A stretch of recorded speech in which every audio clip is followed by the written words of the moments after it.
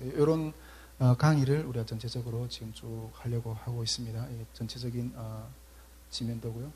이 강의를 위해서 우리가 이런 이렇게 파트를 이렇게 나눴습니다. 예. 지금 이렇게 나눴는데 지금 요즘 개론 부분을 보고 있습니다. 개론 부분도 또 이렇게 여러 단락으로 나눠져 있고요. 지난 시간까지는 역사관까지 보았습니다. 예. 오늘은 역사 인식론에 대해서 좀 이렇게 보도록 하겠습니다. 역사 인식론이라고 했을 때는 또 뭐 여러한 어떤 단락으로 나누어서 또 이렇게 몇 가지 좀 이렇게 보겠습니다. 자, 먼저 이게 역사 인식이란 게 뭔가 하는 내용들을 보도록 하겠습니다. 역사 인식이란 먼저 좀 들여다보겠는데요. 여러분, 역사 인식이라는 단어를 먼저 생각하기 전에 이렇게 인식이라는 단어를 먼저 좀 이렇게 생각해 봅시다. 인식이라는 말은 아주 간단하게 말하면 알아차린다, 이해한다는 어떤 그런 뜻이 되겠죠. 그림을 하나 좀 그려봤는데요. AI 보고 그려달라니까 이런 그림을 하나 그려주더라고요. 인식이라는 것은 어떤 대상이나 사실을 보고 생각해서 아는 것이다 하는 거예요. 어떤 뭐 이런 대상이 있다 하면 보고 생각한 다음에 이게 뭐구나 이렇게 하는 어떤 그런 과정을 거친다는 거죠. 뭐 또 쉽게 표현을 한번 좀 이렇게 해봤는데, 우리가 눈으로 만약 사과를 본다고 합시다. 눈으로 요 사과를 본다고 합시다. 근데 이게 그냥 보는 것으로 해서 그냥 인식이 된다고 말하지는 않아요. 이게 본 다음에 이거 머릿속에 생각해 보는 거야. 이건 사과구나. 이렇게 인식을 해낸다. 이게 사과구나 하는 어떤 그런 것을 했을 때 이게 사과라고 이렇게 말할 수가 있는 거죠. 여기 인식하는 어떤 과정이라는 이런 비유가 될지는 잘 모르겠지만, 오늘 한번 제가 그 집사람을 같이 우리 동네에 산책 갔어요. 산책 쫙 갔는데 갑자기 화장실 이렇게 화장실 가고 싶은 거예요. 그래서 이거 성길이 대로 좀 천천히 따라와 하고 제가 앞에 있는 화장실 멀리 따라가서 화장실 보고 이렇게 이 봄하고 가을에는 좀 선선하니까 산책 나오는 사람들이 엄청 많아요. 화장실 보고 이렇게 탁 나오는데 내가 올 때쯤 하면 우리 집사람을 만나게 되잖아요. 근데 저는 그냥 이렇게 지나간 거예요. 근데 우리 집사람이 코앞에 있는데도 나는 보지 않고 이렇게 그냥 간 거예요. 근데 우리 집사람은 자기 보고 나를 볼 줄 알고 가만히 서서 봤대요. 가만히 서서 봤대요. 근데 나는 그냥 땅만 보고 면서 이렇게 하고는.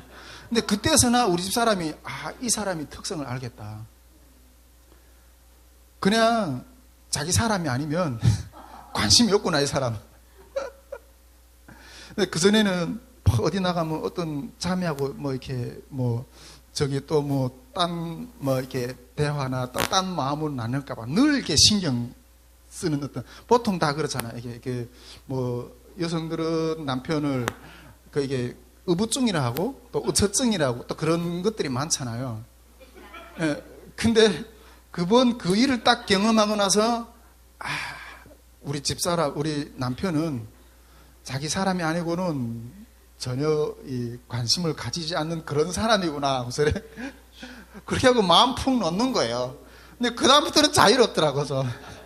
좀 자유로워져. 근데 진짜 그래요. 제가 이 사람이 나하고 정말 관계가 있는 사람이다. 이런 필요성이 있는 것에 대해서는 이름까지 기억하려고 해요. 그 사람의 생활까지 기억을 하려고 해요. 뭔가. 근데 그런 필요가 없는 어떤 사람들은 아무리 수천 사람이 지나가도, 그리고 아무리 앞에다 화려한 어떤 그런 것들 갖다 놔도 이게 들어오지 않는 거예요. 그러니까 인식이라는 거는 나 이거 대상을 딱 포착해서 내가 이해하고 받아들인다. 이런 것을 인식이라고 이렇게 간단하게 표현할 수가 있다는 거죠. 자, 이게 앞에서 보시면 이렇게 어떤 대상이 있어요. 앞에 어떤 대상이 있는데 이게 대상이 있는데 그것을 보는 것만 가지고는 인식이 안 된다는 거죠. 이 본 게 이제 머릿속에 들어와 가지고 우리 뇌 속에 들어와 가지고 이게 생각하는 거야. 생각을 해서 요거는 뭐다. 그럼 이 물이 이렇게 해서 먹어봤는데 이거 달구나. 그러니까 인식하다. 이건 단 것이다. 그게 그 과정까지 이게 이해를 해내는 여기 인식의 과정이라는 거예요. 다시 한번 강조하면 이게 인식이라는 말은 보는 걸 가지고 인식이라고 그러지 않아요. 제가 우리 우리 이선희 사모님 보고도 그냥 보는 걸 가지고 내가 이게 다 알았다고 하지 않아요. 내가 이선희 사모님에 대해서 알려고 하면 좀 더 깊이 있게 다가가서 이해를 하고 성격이 어떻고 뭘 좋아하고 취미가 뭐고 비전이 뭐고 이런 것까지 이해하려고 다가가는 거. 이게 인식이라고 말할 수가 있다는 거죠. 예. 한 문장으로 정리하면 인식이라는 것은 이 세상을 받아들이고 그것에 의미를 붙여서 아는 과정이라는 거예요. 여러분, 이 개념이 잡히면 역사인식, 이념에 대한 인식, 또 신앙에 대한 인식, 이런 것 전부 다 이해할 수가 있다는 거죠. 근데 여러분, 반대로 인식을 못한다. 이렇게 했을 때는 어떤 현상이 나타날까요? 인식을 못한다고 했을 때는 답을 알지 못한다는 것이 되고, 결과는 아주 이렇게 우리가 소경이 이렇게 앞을 잘 이렇게 인식 못하고 걸어가는 것처럼 그 앞에 뭐가 있는지도 모르고 빠져 죽을 수도 있다는 거죠. 우리가 보통 그 인식이라는 문제가 이렇게 중요합니다. 그리고 그 어떤 문제도 인식한데도 또 바르게 인식하는 게 너무너무 중요한 거예요. 보통 이 가정에서 이게 자녀들이 아빠 엄마 계속 싸우잖아요. 아빠 엄마 아빠 좋니 엄마 좋니 계속 애들은 그렇게 부모들은 이렇게 물어보는데, 어떤 때는 이게 아빠 말을 들어보면 싸우는 것이 아빠 말이 맞는 것 같아. 근데 그것만 듣고 그 편을 들게 되면 그 문제의 본질을 바로 인식하고 해결하려고 하는 자세일까요? 아니죠. 엄마 말도 들어봐야 되는 거예요. 상대방의 말도. 네. 저도 이렇게 생활에 나가면서 있어서 우리 앞에 수많은 문제들이 나타나잖아요. 요즘 날에 또 우리 송혜철 목사님 차사고를 냈다는데, 이 차사고의 의미가 뭔가 이거 인식을 해야 되는 거예요. 근데 기도하는데 그건 좀 다른 의미 같다는 생각이 들더라고요. 그래서 저도 이렇게 항상 우리 앞에는 정말 많은 문제들이 부딪혀요. 근데 그 문제들을 내가 바르게 인식하고 바르게 진단하면 바른 해석이 나오고 바른 방향으로 나갈 거지만은, 바른 진단을 못하게 되면 결국 계속 그 문제는 골마서 터지는 거예요. 그래서 저는 늘 우리가 인간의 입장에서는 그 인식이라는 것들이 늘 한계가 있기 때문에 계속 기도하면서 하오는 습관은 뭔가, 하나님, 저는 모릅니다. 이 성교회를 어떻게 이거같이 계획이 다 있죠. 그러나 앞에 한 치 앞도 내다볼 수는 정말 연약한 존재입니다. 알려달라고. 주님은 다 보고 계시잖아요. 저는 잘 모릅니다. 여러분, 이게 가장 겸손하고 정확한 자세라는 거죠. 할렐루야? 예. 제가 한국에 왔을 때, 다 여기 외국에서 오신 분들은 똑같은 심정이었지만, 한국 사람들을 잘 모르겠더라고요. 예. 처음 우리 연자매도 그렇고 김성국 사람도 그렇고 좀 많이 다가가서 이렇게 우리 동안사님 같은 경우에는 많이 대봐가지고 예, 좀 더 깊이 들어가면 또 많이 배울 수 있겠지만, 저는 처음에 한국에 딱 왔을 때 한국 사람을 잘 모르겠더라고요. 보통 우리 북한 사람들은 그냥 있는 거 없는 거 그냥 다 내뱉거든요. 근데 여기 사람들은 이 사람이 속에서 무슨 생각하는지 도저히 이게 알지 못하겠더라고요. 도저히 모르겠더라고요. 이 사람 속으로 무슨 생각을 하고 있는가? 겉으로는 웃는 것 같은데, 이게 나오는 열매들 보면 그게 이 웃음으로 표현되는 어떤 그런 걸맞는 행동이 아닌 거예요. 이게 잘 모르겠더라고요. 저 북한에 살았잖아요. 근데 한국에 와서 한국 사회를 두 번째로 잘 모르겠더라고요. 여기서 어떻게 먹고 살고 어떻게 살아가고 인식을 이게 잘 모르겠더라고요. 근데 여전히 한 20년이 되니까 많이 부딪혀보고 깨닫고 부서지고 하다 보니까 사람도 어느 정도 조금 이해가 되고, 이 한국 사회도 어느 정도 조금 이 한국 사회라는 거는 이런 사회구나, 이런 원리를 가지고 살아가야 되겠구나, 이런 것들이 조금씩 인지되어 가는 거예요. 그래서 저는 한국 사회도 좀 살만하다 이런 생각이 드는 거죠. 이걸 똑같이 반대로 우리 북한 선교를 하려고 하잖아요. 북한 선교를 하려고 한다 해도 북한 사람에 대해서, 북한 사회에 대해서 제대로 인식을 해야지. 다른 말로 하면 이해를 해야지 거기에 들어가서 정확한 어떤 발 맞춰서 갈 수가 있다는 거죠. 제가 이게 성경에서 제일 아직 믿음이 없을 때 중국에서 이 지하신학교에서 이게 같이 그 성경 막 읽으면서 아직 하나님 제대로 못 만났을 때 어쨌든 억지로라도 성경을 읽어야 되니까 읽을 때 읽으면서 제일 먼저 다가왔던 어떤 그 말씀이 뭔가 하면 예수님은 우리의 질고를 아신다 하는 거였어요. 만약 이분이 저기 하늘에서 이렇게 뭔가 있는 어떤 높은 사람이라면 내가 못 믿었을 것 같아. 마음을 못 열었을 것 같아. 우리 히브리서 4장 15절에 보면 이렇게 기록하고 있죠. 우리에게 있는 대제사장은 우리의 연약함을 동정하지 못하실 이가 아니요 모든 일에 우리와 같이 똑같이 시험을 받으시되 죄는 없다. 똑같이 시험. 그러니까 이 땅에 와서 살아주셨다는 거예요. 하나님의 아들이. 이런 사람이면 내 눈높이하고 맞고 어느 정도 같이 이게 대화할 만하겠다. 이런 마음의 문이 열리더라고요, 처음에. 여러분, 그런 것처럼 예수님도 우리를 너무너무 잘 아시는 거예요. 할렐루야. 예수님이 우리를 인식하고 있는 그 수준은 우리가 우리를 아는 것보다 더 깊이 알고 계시나요? 예수님은 우리를 인식하고 있는 정도가 어느 정도라고 말씀하십니까? 성경에는 머리털까지 다 세신다 그랬어요. 여러분, 얼마나 잘 알고 깊이 있게 알았으면 머리털까지 다 알고 있겠는가 하는 거죠. 좀 딱딱한 이야기가 돼가지고 좀 부드럽게 하기 위해서 좀 양념을 많이 치는 건데, 어떤 사람들은 저를 보고 목사님은 왜 그렇게 사는가고 이렇게 이야기하는 사람들도 있어요. 그것이 제일 가장 가까웠던 사람이었어요. 우리 딸내미 예빈이가 우리 한남하는 나이 됐을까? 한 번은 내가 진지하게 그렇게 처음으로 그런 이야기를 나눠봤는데, 진지하게 저거 아빠 왜 그렇게 살아? 예빈이가 아빠는 왜 그렇게 살아? 예빈이 입장에 봤을 때는 아빠가 좀 이게 큰 교회에서 부목사, 좀 목사, 좀 이렇게 멋있게 좀 이렇게 좀 비춰줘 봐줬으면 좋겠는 거예요. 그런데 그런 거는 전혀 없고 맨날 지지굴지하게 그냥 어디 가서 따라다니고 그래서 이렇게 밥술도 겨우 뜨는 그런 모습으로 살아. 참 깝깝해 보이는 거예요. 아빠가 살아가는 게. 그래서 그런 예빈이한테 내가 그랬어요. 예빈아, 너 지금 죽으면 천국에 들어갈 믿음이 있냐? 내가 보고 그랬어요.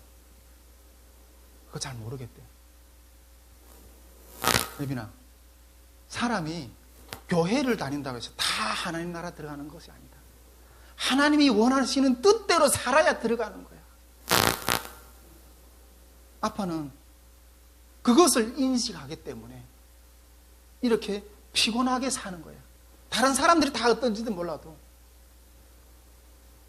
나중에 집을 나오면서 예빈이한테 했던 말이, 예빈아, 이 땅에서 어떻게 다시 기회가 있을지는 모르겠지만 천국에서도 너의 얼굴을 볼 수 있기를 바란다. 여러분, 어떤 사람들에게는 좀 피곤해 보이는 것 같을 수도 있어요. 그런데 왜 그렇게 사느냐? 신앙의 길이라는 게 무엇인지 제대로 인식을 하기 때문에, 내가 그렇게 하지 않으면 내가 엄청난 어떤 대가 후에 하나 앞에 설 때 그런 막심한 어떤 그런 것들이 올 수 있기 때문에 이렇게 피곤하더라도 가는 거예요. 세상 눈이 어떠든지 간에. 여러분, 나더러 주여 주여 하는 자마다 다 하나님으로 들어가는 것이 아니라 내 뜻대로 행하는 자리에 들어간다고 말씀하셨어요. 여러분, 이것이 신앙을 제대로 인식하는 거예요. 인식하고 살아가는 사람이 태도인 거예요. 여러분, 질병이라는 것도 제대로 진단을 해야지 그 처방이 나고 해결이 되잖아요. 근데 이걸 제대로 처방 못하고 제대로 인식을 못하면 계속 그 병은 키우게 될 거고 결국에는 사망으로 이르게 될 거라는 거죠. 여러분, 그래서 이 인식이라는 문제는 너무너무 중요합니다. 우리가 이제 아까 뭐 누가 이제 송혜철 목사님이 이 차 사고가 났습니다. 아, 그래 부주의에 실수해서 내가 그랬겠지. 이렇게 생각할 수 있는데 거기 본질일까요? 하나님은 우리에게 나타나시는 우연이 없다고 그러잖아요. 그 문제의 본질을 다 제대로 파악을 할 수 있는 그런 관점이 있는가 하는 거죠. 여러분, 그 인식이라는 문제는 이렇게 중요한 문제입니다. 자, 그리고 인식이라는 논리를 이렇게 보았다면, 그렇다면 이 역사 인식론이라는 게 뭔가 하는 거죠. 예. 여기 뭐 가운데 좀 빠졌네. 그렇다면 이게 역사 인식론이라는 게 뭘까? 예. 역사 인식론이라는 건 그건 무엇인가 하는 거죠. 한마디로 말해 역사를 정확하게 이해를 한다는 거예요. 구체적으로 설명하면 역사 인식론은 대상, 뭐 우리가 그 사과라는 대상을 인식한다 그랬죠. 우리가 그 역사 인식론의 대상이 뭐예요? 역사라는 거예요. 역사라는 대상을 어떻게 이해하고 해석하는지에 대한 이론적인 틀, 그리고 그것을 정리한 학문이라는 거죠. 그걸 정리한 학문이라는 거죠. 즉, 이 역사 인식론은 이 사회학의 방법론과도 밀접하게, 역사학의 방법론과도 밀접하고, 또 과거를 단순히 재현하는 것보다 어떻게 인식을 하는가 하는데 초점을 맞추네요. 과거에 뭐 일제 침략을 받았어, 우리가. 그런데 그 과거에 대해서 우리가 어떻게 그걸 이해를 할 건가 하는 문제를 다룬다는 거죠.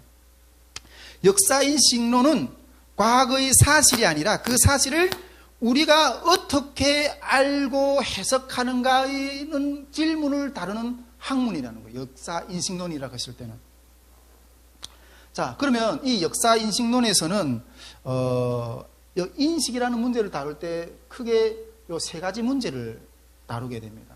첫째는 객관성의 문제, 두 번째는 사료의 문제, 세 번째는 해석의 문제. 이렇게 인식이라 할 때 요 크게 세 가지 문제를 다룬다고 보는데, 먼저 개괄적으로 객관성, 사료, 해석, 여기 어떤 차원의 문제인가를 개괄적으로 한번 좀 먼저 들여다보십시다. 객관성이라고 했을 때는, 객관성의 문제라고 했을 때는 역사는 객관적인가 아니면 해석자의 관점이 그 가운데 개입이 되어 있는가 하는 거예요. 즉, 객관적인 문제와 주관적인 문제가 대두가 돼요. 객관이라고 반대의 어떤 단어가 뭐예요? 주관이라는 거예요. 객관과 주관, 이게 두 가지 문제가 대두가 된다는 거죠. 나중에 뒤에서도 보겠지만은 고전 역사학자인 랑케는 역사를 있는 그대로 보아야 된다, 이렇게 주장한 사람이에요. 요 객관성의 문제를 요 뒤에 가서 좀 더 살펴보도록 하겠습니다. 두 번째로 이 인식론에서 핵심적인 문제는 이 사료의 문제예요. 사료라고 했을 때는 뭐 1차 사료, 2차 사료, 이런 자료들도 쓸 수 있고, 그 다음에 과거의 물품이라든가 기념물이라든가 등등등 여러 가지 다양한 자료들이 있을 수 있어요. 근데 이런 또 사료들을 가지고 또 이 사료가 진짜 맞느냐 틀리냐 어떤 사료 비판적인 어떤 그런 문제도 있어요. 근데 이런 문제까지 여기서 다루려면 이게 끝이 없고 근데 이 사료 문제를 다루는 것은 아주 중요한 문제입니다. 나중에 여력이 있으면 이 사료학에 대해서도 들여다보면 상당히 큰 그 세상에 나가서 논리적인 싸움을 할 때 엄청난 도움이 되는 무기예요. 오늘 여기 사료 문제에 대해서는 요 정도로 짚고 넘어가고, 그리고 인식론에서 세 번째로 중요한 것은 해석의 문제예요. 해석. 우리가 김희성 목사님 요즘에 원어 성경 공부를 한다고 이렇게 다니신다고 이렇게 이야기 들었는데, 이게 너무 중요하더라고요. 저도 이렇게 어학을 이렇게 해보니까, 원어를 배워보니까, 이게 성경을 원문으로 읽는 것도 또 하나의 다른 엄청난 영성이구나, 이걸 느꼈어요. 이런 번역을 잘못하면 반역이 돼요. 우리가 헬라어를 배울 때, 헬라어 강사 맨날 그렇게 이야기한 걸 들었는데, 우리 요한복음 1장 21절이던가, 그렇게 나오죠. 보라, 세상 죄를 지고 가는 하나님의 어린 양이로다. 이렇게 우리 한글에는 그렇게 성경 기록되어 있죠. 근데 성경 원문에는 어떻게 되어 있는가 하면, 보라, 세상 죄를 내쫓는 하나님의 어린 양이로다. 이렇게 표현하겠습니다. 우리말 글에는 세상 죄를 예수님이 지고 가는 양이라 그랬는데, 원문에는 지고 간다고 하는 게 아니라 그 죄를 내쫓는다 그래요. 지고 간다는 거하고 쫓는다고 하는 거하고 이 번역의 차이는 완전히 뉘앙스가 완전 다른 거예요. 네. 그렇다면 이 해석이라는 거 이게 너무너무 중요해요. 또 그리고 이 해석의 문제에서 그래서 이게 우리 총신대 같은 경우에는 신대원에다 무조건 그 학기를 시작하기 전에 헬라어고 히브리어를 동계 강좌를 시켰어요. 동계 강좌를 시켜요. 물론 언어도 같은 문제지만은 또 어떤 사건을 해석하는 데에서도 상당히 해석의 차이가 많이 난다는 거죠. 뭐 시대에 따라서, 이념에 따라서 관점이 달라질 수가 있는 거죠. 여러분, 좌파적인 관점이 다르고 우파적인 역사 해석의 관점이 다르겠죠. 또 민족주의적인 그 역사관의 관점이 다르고 또 세계사적인 보편주의적으로 바라보는 관점이 또 다르겠죠. 그리고 성경적인 역사관의 관점이 다르고 세속적인 역사관의 관점이 다 다르겠죠. 예. 우리가 그 앞에서 사관의 문제를 다뤄봤기 때문에 이런 해석에 있어서 이 기준이라는 것은 사관이에요. 우리 기독교 사관을 가지고 이 역사를 바라보느냐, 아니면 세상적인 사관을 가지고 역사를 바라보느냐, 이 해석, 이 순환론적인 사관을 가지고 역사를 바라보느냐, 아니면 직선론적인 사관을 가지고 역사를 바라보느냐, 이 어떤 기준을 가지고 바라보는가에 따라서 결과물은 완전히 차이 나고 다른 거예요. 해석의 문제도 또 이렇게 중요한 거예요. 할렐루야? 뭐 우리 그 성경, 우리 신학교에 가면 해석학도 배우거든요. 이따만게 두꺼운 해석학 책들은 몇 권씩 있고는 그 해석의 문제들이 다른 너무너무 복잡한 문제들이 너무너무 많아요. 여기서 이게 그 인식론을 이렇게 논할 때 크게 이 세 가지 어떤 논점을 가지고 거론을 해야 된다는 거죠. 근데 우리가 여기서 뭐 오늘 여기서 다 볼 건 아니고 그 중에서도 이 객관성의 문제를 하나만 좀 가지고 좀 깊이 있게 좀 파고 들어보고 싶습니다. 이 모든 과정이 즉 바로 역사를 인식하고 이해하는 과정 가운데서 필요한 어떤 그런 주제들이라는 거죠. 이런 것들이 구비되어야지 문제의 본질을 제대로 파악할 수 있다는 거예요. 우리는 이 인식론에서 이 모든 문제를 다 다루지 않고 우리가 다루는 문제는 이렇게 객관적 해석과 주관적 해석. 객관적으로 해석했을 때 어떤 결과가 나고 주관적으로 해석했을 때 어떤 결과가 나오는가. 이 한 가지를 좀 보려고 해요. 근데 또 뭐 하나 조금 더 가지를 쳐서 일반적인 것과 개별적인 문제를 어떻게 다룰 건가. 이 두 가지 문제만 오늘 좀 여러분들하고 이 인식론에서 다뤄보도록 하겠습니다. 자, 먼저 역사 인식에서 객관성과 주관성에 대해서 이렇게 좀 봅시다. 그러면 이 주관성에 대해서 논하기 전에 먼저 이렇게 객관적인 관찰에 대해서 이렇게 좀 나눠봅시다. 이 객관적인 관찰을 한다고 했을 때 또 이게 아래와 같은 어떤 그런 여러 가지 어떤 문제들을 이렇게 거론이 되는 거죠. 여러분, 이 객관적인 관찰이라는 게 뭡니까? 객관적이라는 게 뭐예요? 자기와 관계에서 벗어나서 삼자의 입장에서 사물을 보거나 생각하는 거예요. 객관적이라는 것은. 우리가 가장 잘 신뢰를 둘 수 있는 게 뭡니까? 여러분, 이 세계나 이 자연 같은 것은, 이 자연은, 이 우주가 돌아가잖아요. 지구가 돌아가고, 이거는 주관적인 작용하고 독립해서 존재하는 거예요. 그렇죠? 우리 뭐 지구가 돌아가고 우주가 돌아가는 게 뭐 사람이 무슨 생각해서 여기다 뭔가 주입한다고 해서 그대로 돌아가나요? 아니잖아요. 이거는 우리 어떤 주관적인 어떤 그런 어떤 개입이 없이 돌아가는 걸 말해요. 객관적으로 이게 자기 독립적으로 돌아가는 거. 예. 그러므로 이 객관적이라는 게 진실에 가장 가까운 거예요. 진실에. 우리가 인식을 문제를 다룰 때 뭘 인식을, 뭐가 가장 정확한가? 이걸 캐치해내고 싶잖아요. 뭐가 가장 정확한가? 그런데 이 객관성을 가질 때만이 제대로 정확한 가장 진실에 가까울 수 있다. 이렇게 말할 수가 있다는 거죠. 이게 객관적인 관찰이라는 거죠. 그런데 여러분, 이런 객관적인 관찰은 참으로 어렵다는 거예요. 객관적인 관찰이라는 것은 역사를 관찰하고 서술하는 데 있어서 역사가는 객관적이어야 됩니다. 할렐루야. 이것이 역사를 바라보는 데서 가장 기본적인 요구가 되는 거예요. 그래야 정확한 인식을 해낼 수 있으니까. 객관적이 돼야 된다는 거예요. 그런데 이 요구는 모든 사람에게 있어서 하나의 정당한 원칙으로 받아들여야 된다는 거예요. 객관적이 된다는 거는. 그런데 이렇게 객관적이 되기는 현실은 너무너무 어렵다는 거죠. 객관적으로 바라보기가 너무 어렵다는 거죠. 왜냐하면 이 사람이 인간의 인식에는 한계가 있기 때문에요. 우리가 객관적입니까? 정말 객관적이라고 생각할 수 있습니까, 우리가? 가장 객관적인 존재는 누구일까요? 그러니까 예수님은 당연하게 객관적이겠죠. 근데 우리 일반적에서 할 때 가장 객관적인 존재는 어린애예요, 어린애.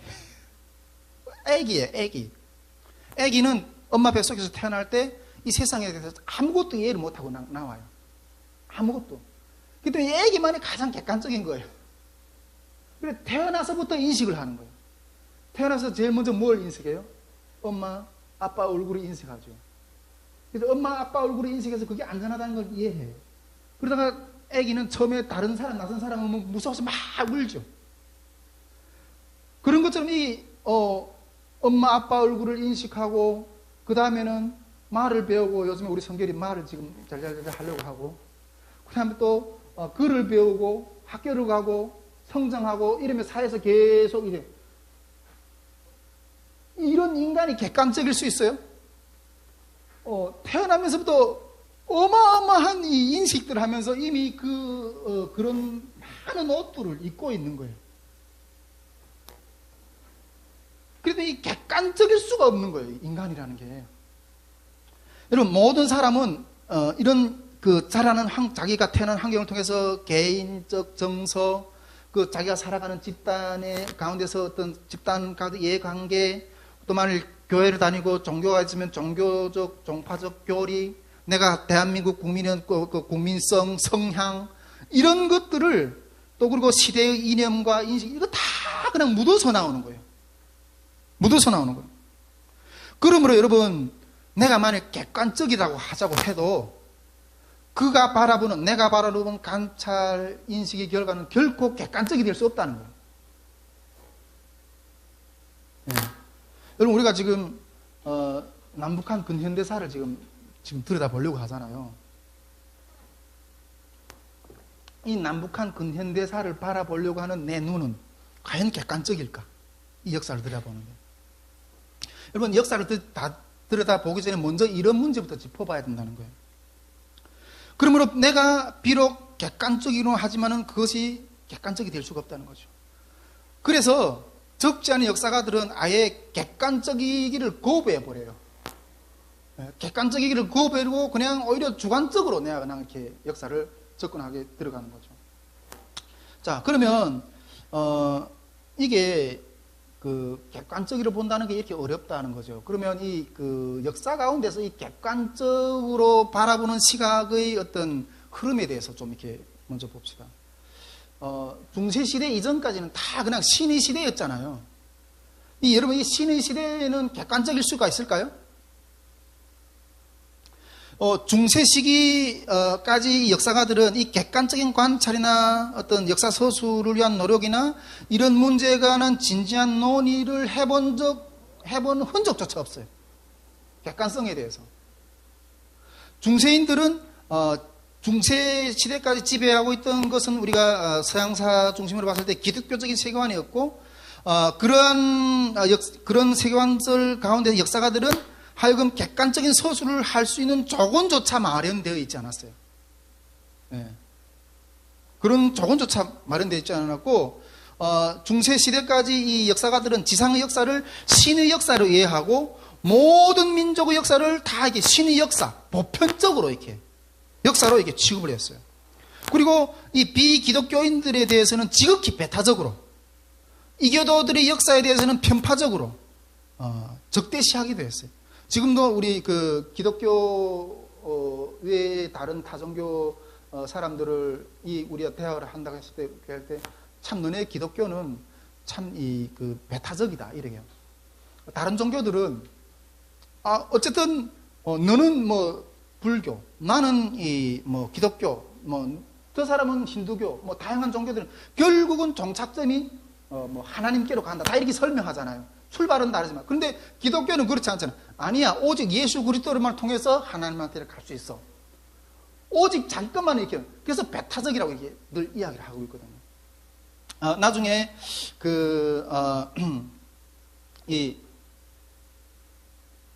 우리 개론의 마지막 부분에서 자 그러면 우리가 이 세계 역사를 우리 대한민국 역사라든가 세계 역사를 바라볼 때 어떤 그 기독교적인 관점을 가지고 이걸 해석해야 돼. 세계 역사를. 세계 역사에 대해서 오늘날 대한민국 역사가 성경에 기록되어 있지는 않잖아요. 성경에 기록되어 있지는 않잖아요. 그러면 우리가 그 성경의 기준을 가지고 대한민국 역사를 해석을 해내야 되잖아요. 그런 부분들을 나중에 정리를 할 건데 마지막에. 근데 이 일반 역사가들은 기독교 역사에 대해서 배타적이다 이렇게 비판하는 거예요. 따라서 이 중세시대에는 역사 서술은 이 객관적인 태도가 실제적으로 논해지기가 어려웠다는 거예요. 어떤 면에서는 일리가 있는 부분들이 들어있거든요. 여기에. 우리가 한번 실례를 들어봅시다. 우리 집에서 애들이 자꾸만 아프잖아요. 애들이. 지난주에도 우리 한나가 코로나 걸려가지고 갑자기 기도회도 못했고, 한나가 뺐어 해서 나는가 했더니 어제는 주일날에 주일 예배 드리고 성결이가 또 열이 팍 발라가지고 병원에 또 입원하라 그래요. 그래서 제가 기도를 해야 되는데 기도에 2주 이상 그 쉬는 거는 좀 쉽지 않잖아요. 아니 알겠습니다. 내가 약을 조금 더 먹여보고 안 나면 다시 병원에 입원하겠습니다. 이렇게 하고 입원 안 했거든요. 근데 다행히 어쩌면 열이 안 나더라고요. 근데 계속 이게 애들이 아프잖아요. 근데 어떤 분들은 이게 딱 바라보게 자, 목사님이 기도를 좀 적게 해서 저러는가, 영적으로 공격을 받아서 저러는가 이렇게 해석할 수도 있어요. 근데 우리 집 같은 상황을 저기 방부강 전도사님이나 그 박근선 목사님한테 가서 물어보세요. 그 집에는 애들이 서희 있고 여섯이 있고 이래요. 맨날 감기, 코감기 달고 있어요. 달고 있어. 방부강 전도사님을 물어보면 아이고 동질감을 느낄 거예요. 그러니까 이게 우리가 모든 문제를 이렇게 이 중세시대는 이 영적으로만 해석을 하려고 해요. 근데 인간의 책임이 있는데, 관리 문제도 있는데, 근데 관리 문제로 접근하는 게, 물론 영적인 공격일 수도 있어요. 이게 더 객관적일 수가 있다는 거죠. 여러분, 다른 실례를 한번 더 들어봅시다. 시험생이 있어요. 우리 여기 이현자매도 계속 기말고사, 중간고사 맨날 봐야 되는 아주 그런 학생인데, 시험생이, 저도 막 진짜 평생을 내가 막 이 시험이라는 거에 대해서 신물이 났어요. 우리 한나도 내가 똑같이 지금 그렇게 하는 것 같아요.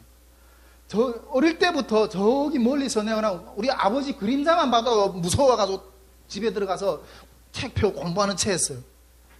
어릴 때부터 이 공부에 대한 이 스트레스, 겨우 학교 졸업해가지고 군대 가니까 그냥 아침마다 당위율 상책의 10대 원칙을 외우라고 그래. 맨날 거든. 걸급을 쳐 죽겠는데. 근데 거기서 조금 탈피하니까 또 중국에 갔더니, 중국에 가서 또 지하신학교에 가서 맨날 성경을 외워. 성경. 거기서 좀 벗어나서 한국에 왔더니 또 학교에 들어가서 맨날 또 중간고사, 어쨌든 시험 기간이 오면 시험이 들더라고. 시험 기간이 오면 시험이 들더라고. 와, 그건 뭐지, 쪽지 시험, 내 F도 몇 개나 맞았어, F도. 아니, 신대원에 가니까 또 신대원에 또 맨날, 신대원 졸업하니까 또 강도사 고시, 이따만 책을, 강도사 고시 또 졸업하니까 또 이 목회자 고시, 목사 고시. 드디어 끝났어. 내가 목사 고시까지 딱 끝나니까, 나는 이제 시험에서 끝났다. 시험에서 끝나, 할렐루야, 이러겠지. 근데 뭐 내가 웃자고 하는 소리지만은, 여러분, 시험을 보는 학생이 어떤 것이 시험을 잘 준비하는 객관적인 걸까요? 어떤 사람들은 믿음으로 기도해. 시험장에 들어가면 하나님이 답을 다 알려주실 거야. 그런 사람이 문제를 더 잘 풀 거예요? 아니면 연습풀이를 계속 부단히 했던 사람이 더 잘 풀었냐까요? 여러분, 연습풀이를 더 많이 했던 사람이 잘 풀어요. 여러분, 이게 객관성이가 주관성이 또 이런 부분도 우리가 무시를 하면 안 된다는 거예요. 근데 이 중세시대는 그냥 신이 그냥 통치하고 객관적이란 그런 건 없어요. 네, 다 그냥 신이 말에 복종해야 되고 이랬어요. 자, 그러다가 그 르네상스 시대, 중세, 근세, 현대 이렇게 나가는데, 그러니까 르네상스라는 것은 이 근세의 초입부에 들어가던 시대, 르네상스 시대라고 이렇게 말할 수 있는데, 그러면 이 중세를 지나서 르네상스 시대는 참 객관적인 어떤 그런 그 태도가 일어났을까 하는 거예요. 르네상스 시기에 와서 역사가들이 역사를 오히려 또 세속화시키면서 역사를 교훈적으로 또 실용적으로 서술해야 된다, 이렇게 바라봤다는 거죠. 따라서 그 르네상스 시대의 역사가들에게서 사실 그 자체를 우리는 역사를 사실 있는 그 자체로 지금 복원해 놓고 싶은 거잖아요. 그런데 이 르네상스 시대에도 이 역사가들은 사실 그 자체를 재건하려고 하는, 또 객관적으로 취급하랬던 노력이 거의 보이지 않아요. 그러다가 중세에 또 이게 백년 전쟁, 종교 전쟁이 일어나거든요. 부교하고 신교, 천주교하고 우리 개신교가 이렇게 일어나면서 이렇게 백년 전쟁이 일어나면서, 그러면서 각 교파들 이런 대립 가운데 진영의 역사 이렇게 표현에 막 역사가들이 서버려요. 그래서 역사가들이 그 르네상스 시대에 보면 이게 아주 당파적인, 자기 진영의 어떤 그런 역사관점을 많이 하면서 당파적인 것까지 이렇게 나가는 그런 현상들이 이렇게 보이게 됩니다. 그러다가 드디어 좀 이 객관성이 좀 나타나는 어떤 그런 시대가 출발하게 돼요. 드디어 이 17세기에 좀 들어오면 이 비판적인 역사가들에서 상당한 수준으로 이 객관적인 태도가 나타나는 어떤 그런 모습들을 볼 수가 있어요. 이때 이 17세기 이 비판적인 역사가들은 이 사료, 즉 자료들, 이게 우리가 이게 성경도 그 고전 성경도 옛날에 그 자료들 첫 기록했을 때 모세오경남 이런 기록했을 때 했던 그런 그 첫 자료들 있잖아요. 그런 것들 사료라 그러거든요. 근데 이런 사료들을 객관적으로 그 서술할 수 있는 방법론까지는 세우지는 못했어요. 그런 태도는 조금 보였지만 그런 방법론까지는 세우지 못했어요. 그러다가 18세기 역사가들 가운데도 이런 노력은 보였지만은 그런 객관적인 그 역사를 그 서술할 수 있는 어떤 그런 방법론까지는 그 구성을 하지는 못했어요. 그러다가 이 객관성이 이게 정착하는 시간이 이게 들어오는데,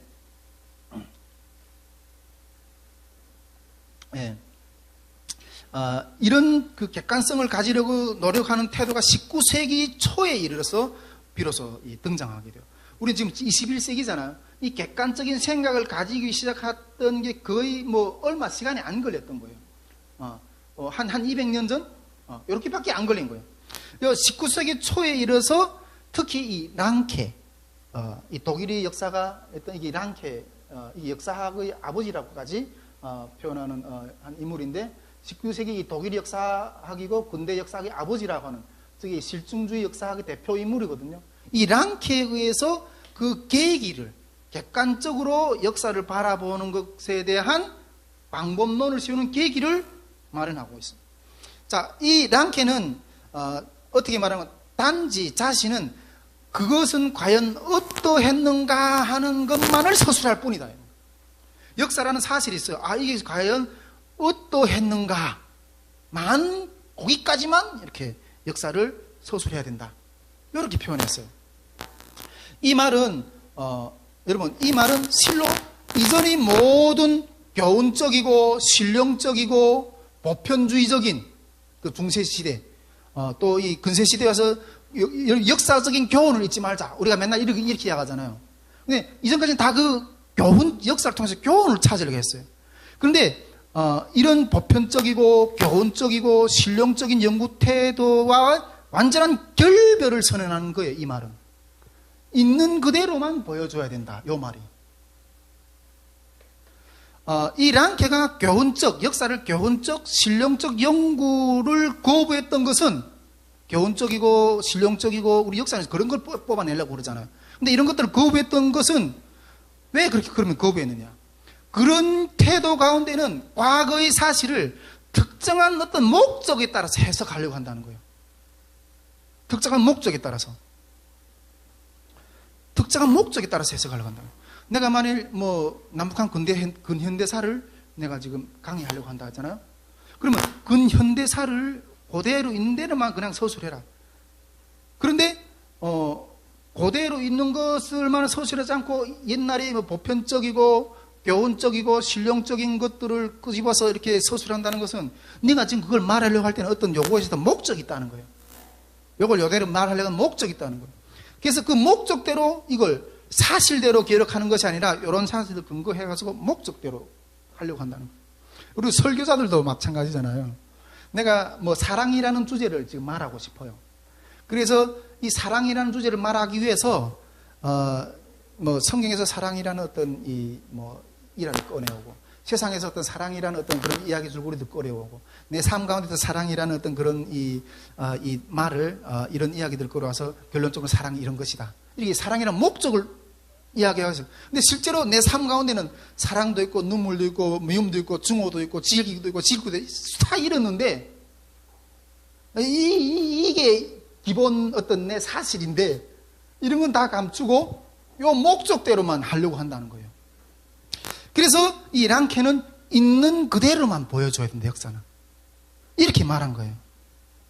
그에게는 과거 역사 그 자체를 재건하는 것이 역사의 과제였어요. 예. 자, 그렇다면, 예, 감사합니다. 이 객관성이 그러면, 이 객관성의 이 한계에 대해서 좀 잠깐 또 짚어봅시다. 그렇다면 이 랑케의 연구 방법으로서 역사가는 과연 객관적으로 될 수 있을 것이며 대상의 본질에 대한 인식이 가능할까요? 있는 그대로만 해. 그러면 역사의 본질을 그대로 해석해낼 수 있을까요? 자, 그러면 이제 우리는 이 인식 행위에 있어서 객관성이라는 개념이 어떤 것이며 그러한 관찰은 얼마나 가능한지를 객관적인 관찰이 얼마나 가능한지를 좀 또 들여다봐야 된다는 거죠. 이 객관성이란 말은 이 사프라는 또 역사가가 있는데 그 사프의 그 말을 빌려오면 객관성이 되려면 몇 가지 조건이 성립이 돼야 되는데 첫째, 사물이 있는 그대로 반영이 돼야 된다고. 두 번째는 모든 사람들이 그렇게 그런 것이구나. 이건 빨간색이야 하면 모든 사람이 다 그런 빨간색으로 동의를 해야 되고 또 세 번째로는 객관성이라는 조건이 충족하려면 어떤 감정적인 색깔이나 편판성으로부터 자유로워야 된다는 거예요. 여기다가 내가 어떤 감정을 쏟아놓고 이러지만 안 된다는 거예요. 이런 것들부터 자유해요. 그래야지 객관성이라는 것들이 보장이 될 수가 있다는 거죠. 자, 이런 샤프의 어떤 말에는 이 객관적인 개념이 이상과 같다는 점에서 거의 모든 사람이 다 동의하고 일치하고 있다는 거죠. 그러나 이 이상의 세 가지 의미를 채울 수 있는 인식 행위라는 것은 도저히 불가능하다는 거예요. 도저히 불가능하다는 거예요. 앞에서도 제가 이야기했던 것처럼 어린 아이만 이 객관적일 수 있다고 그랬잖아요. 다 사람들이 어디 인식하려는 어떤 주체가 내가 어떤 요 물건을 인식하려고 하는 이 주체는 이미 객관적이지 않는 상태에서 이걸 인식하려고 한다는 거죠. 즉 모든 인식하려고 하는 사람들은 다 자기 주관성을 가지고 있다는 거예요. 자기 주관성을 가지고 이걸 인식하려고 지금 마주하고 있다는 거죠. 즉 모든 인식의 주체들은 각자 자신의 개인적인 성향, 사회적인 위치, 종교적인 신조, 민족적, 문화적 성격과 전통 등 요소들로부터 영향을 받은 상황 가운데서 이걸 마주하고 있다는 거죠. 앞에서도 이야기했던 것처럼. 그러므로 어떠한 인식의 주체도 사물을 있는 그대로 반영할 수 없다는 거예요. 사물을 있는 그대로 반영할 수 없다는 거죠. 모든 사람에게 중요한 보편타당한 인식에 도달하는 것은 지극히 불가능한 일이라는 거예요. 앞에서도 이야기했지만은 우리가 지금 이 남북한 근현대사를 지금 다루려고 하잖아요. 이걸 인식하려고 하잖아요. 근데 이걸 제대로 인식해낼 수가 없다는 거예요. 지금 이걸 인식하려고 하는 우리가 지금 선교회를 통해서 이걸 이 많은 사람들이 이런 그 관점을 가지고 남북한 근현대사를 바라보기를 원하는데, 그것을 정리하는 나도 선교회보다 태어나서 금방 태어나는 그런 그 아주 객관적인 존재로 이 문제를 지금 다루려고 하는 것이 아니잖아요. 이미 나는 이 문제를 인식하려고 하는 나는 기독교인이고 보수적인 어떤 그 정치적인 이념을 가지고 있는 사람이고 이런 주관적인 성격을 가지고 이걸 바라보는 거예요.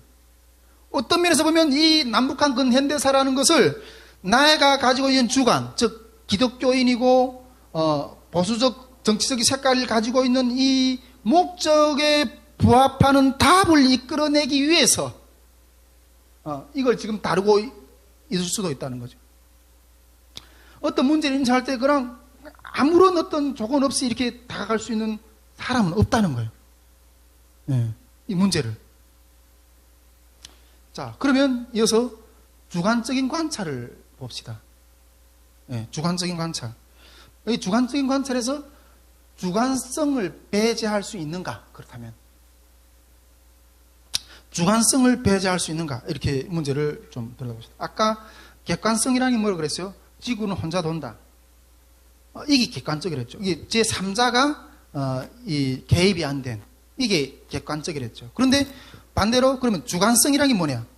이 주관성이라는 건 자기 견해와 관점에 기초해서 뭔가 돌아가는 걸 말해요. 이 주관성을 배제하면 객관성을 그러면 이 주관성을 배제하면 객관성, 우리가 그러면 이 그 랑케의 말에 따르면 이 그 객관성이 보장될 수 있겠다고 좀 생각할 수 있는데, 그러나 이 주관성을 배제한 인식의 행위라는 것은 실제에 있어서 외면적인 현상을 보거나 불확실한 견해를 제공할 뿐이라는 거예요. 이 주관성을 배제했을 때는. 주관성을 배제. 이게 그 말이 어떻게 될지 모르겠지만, 이런 실례를 한번 들어봅시다. 우리 성결이 내일부터 어린이집 가는데, 이제 어린이집 내가 좀 데려가기 위해서 한번 그 방문을 했어요. 성결이 데리고 어린이집에 가서 이게 우리 성결이 얼마나 잘 정착할 수 있을까 해서 딱 하는데, 그 여러 반들이 있더라고요. 성결이 또래들도 있고. 근데 다 이게 성결이 가서 놀고 이러는데, 거기에는 한 20명 가까운 애들이 있어요. 근데 내 눈에는 성결이만 보이는 거예요. 네. 내 눈에는 성결이만 보이는 거예요. 네. 그 나머지 애들은 그냥 무대야. 배경이야. 네.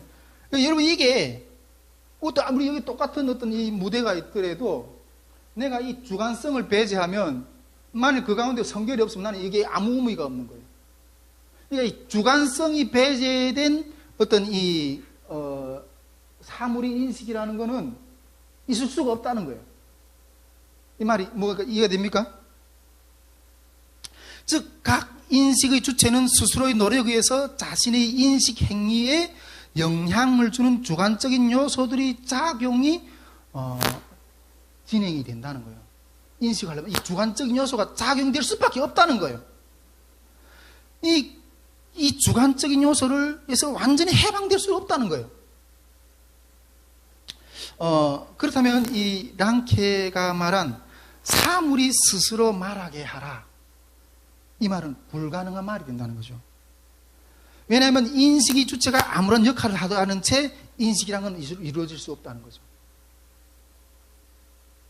이런 물병을 내가 인식을 하려면 이게 가만히 둬도 이게 아무 노력도 못 한다는 거예요. 근데 물병이라는 내라는 사람이 이게 물병이라고 인식을 계속 노력하면서 이거는 물병이야 이렇게 설명해서 내놓는 거예요.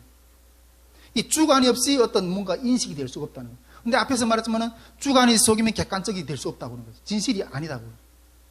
그렇다면 이게 주관에서의 어떤 그런 주관이 있어야지 인식을 해낼 수가 있다는 거예요. 근데 앞에서 뭐랬어요? 주관이 있으면 역사는 오염되고 가려진다는 거예요. 진실이 못 드러낸다는 거예요. 근데 반대편에서는 주관이 없으면 아무것도 인식을 못 해낸다는 거예요. 자, 사료들은 스스로 말을 못 한다는 거예요. 사료들은. 우리가 가장 이렇게 간단하게 설명하면, 우리가 이게 성경을 잘 모르는 상태라고 생각합시다. 성경을 잘 모르는 상태라고 생각합시다. 근데, 성경을 잘 모르는 사람이 성경을 읽는다고 해서, 이게 무슨 소리인가, 이게 이해되겠어요? 목회자가 여기서 성경을 풀어서 강의를 해줌으로 인해서, 성경은 이런 내용이었군요. 이렇게 된다는 거예요. 그러니까 성경이라니까 비유로 들은 말이에요. 이 사료라는 것은 스스로 말을 못 한다는 거예요. 인식을 못 한다. 제가 우리 다른 비유로 들면 이 북한에서 그림을 볼 때는 이게 정말 이런 뜻이구나. 막 이렇게 봐. 그리고 북한 영화랑 이 책이랑 소설적 보면 이게 감정이 막 살아나고 막 이렇게 봐. 근데 한국에 와서 보니까 이게 이 자유세기를 많이 경험하잖아요. 서양화를 봤어. 아무리 뜯어들어봐도 무슨 뜻인지 모르겠어. 이 서양화나 이게 서양 그림들 보면 이 모호성이 많고 이게 추상화거든요. 그리고 영화를 그렇게 명작이라고 하는데 아무리 들여다봐도 이게 왜 명작이야? 모르겠는 거예요. 그렇잖아요. 이게 사료는 스스로 말을 못 한다는 거예요. 이걸 설명해 주는 사람이 있어야지 그걸 알아듣는다는 거예요. 네. 여러분, 인식의 주체인 역사가에 의해서 일단 요거는 물병이야. 이렇게 정리를 해가지고 배열해가지고 사건을 정리해서 암시되고 그래서 이렇게 내놓는다는 거예요. 그렇기 때문에 사람들이 인식할 수가 있다는 거예요. 그의 사고와 입김이 주입돼서 비로소 하나의 사건이 완성이 될 수가 있어요. 우리가 지금 남북한 근현대사를 들여다보려고 하잖아요. 근데 이건 주관성을 배제할 수가 없다는 거예요. 우리가 보니까 우리 탈북민들 가운데도 윤석열 완전히 친일파 아니야 이러면서 또 누구는 또 무슨 파 아니야 이게 인식이 제대로 안 돼 있어. 그러니까 이 남북한 근현대사를 우리가 지금 바라보려고 하는데 이걸 주관을 넣어가지고 이제 그 사람 이야기를 들었지만은 윤석열은 친일파야.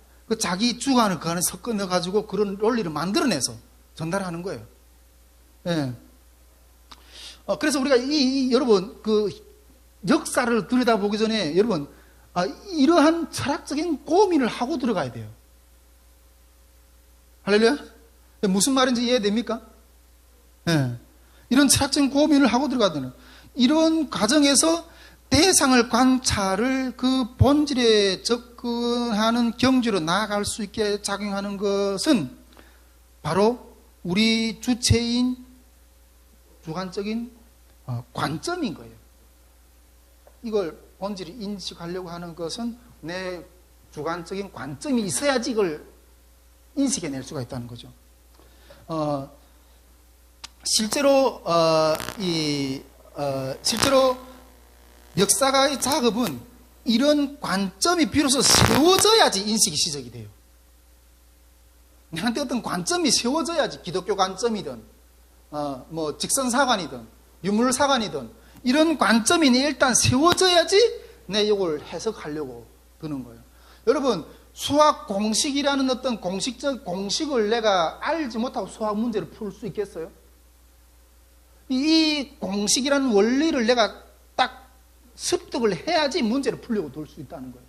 즉 관점이 세워져야지 내가 역사를 해석하려고 하는 어떤 그런 인식을 할 수 있는 그런 준비가 비로소 된다는 거죠. 어떤 관점도 없이 이루어지는 관찰을 이런 대상을 그냥 표면적으로 그냥 이렇게 관찰할 수밖에 없다는 거죠. 자, 그런가 하면 여러분 이게 너무너무 중요합니다. 관점이 세워져야지 이렇게 일단 접근할 수 있다. 자, 그러면 우리가 주관하고 객관하고 계속 이게 그 양 사이의 그런 이 논쟁을 치달고 있는데, 그러면 이 주관이 배제될 수 없다면, 그러면 이 주관이 어떻게 해서나 정말 진리에 가깝게 얘가 성숙이 돼야 되잖아요. 그래서 이 주관이 객관화되려면 그럼 어떻게 해야 되냐 하는 거죠. 그러면 그럼 이 주관이 정말 객관적인 어떤 그런 입장의 어떤 그런 성숙된 자세가 되려면 어떻게 해야 되는가 하는 거죠. 관점을 설정하는 데 있어서 몇 가지 고려해야 될 사항을, 그러면 이 주관이 관점이 성숙하려고 하는 어떤 그런 몇 가지 그러면 점들이 있는데, 그것들을 좀 짚으면, 이 관점이라는 것은 주관의 위에 근거하는 것이기 때문에 여기에는 대상 그 자체를 인식에 기여하는데 저해하는 주관성들이 있다니까. 내가 주관성을 가지고 어떤 사실에 들어가려면 여기에 이 사실을 제대로 사실로 이렇게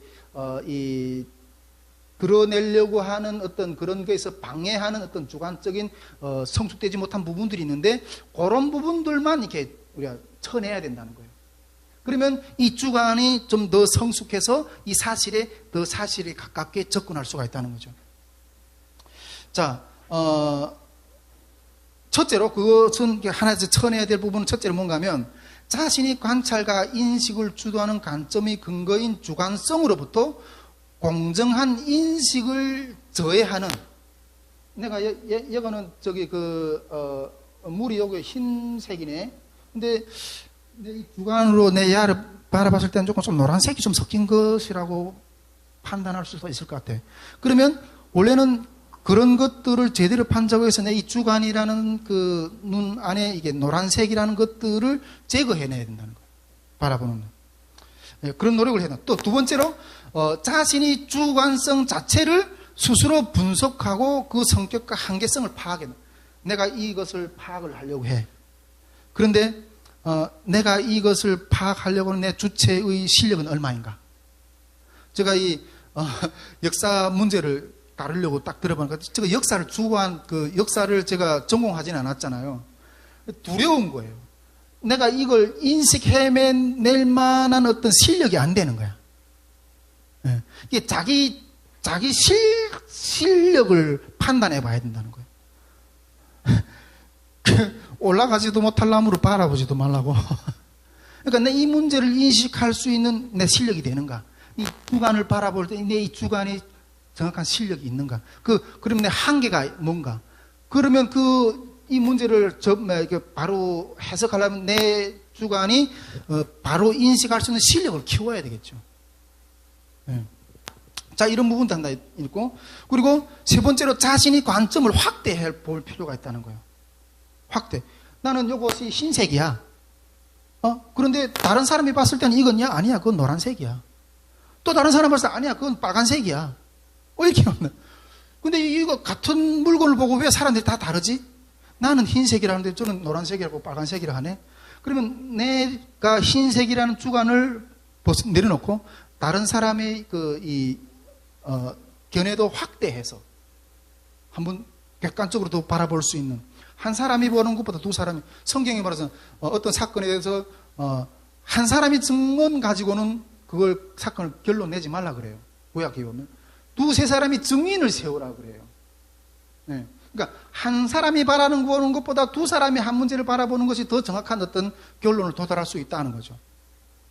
자, 그리고 네 번째로는 나가서 대상의 역사의 연속성 속에서 통시적으로 관찰해야 된다는 거예요.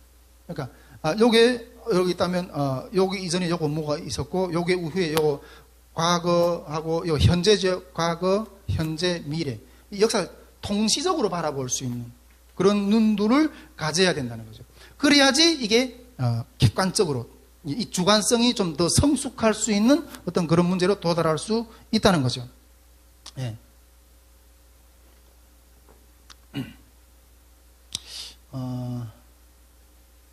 시간이 좀 많이 갔네. 이걸 오늘 준비한 강의를 뒤에 끝까지 하려면 너무 많이 가고 기도도 좀 해야 되고 하니까 오늘은 여기까지 강의하도록 하겠습니다. 자, 좀 우리 같이 불 끄고 같이 기도 좀 합시다.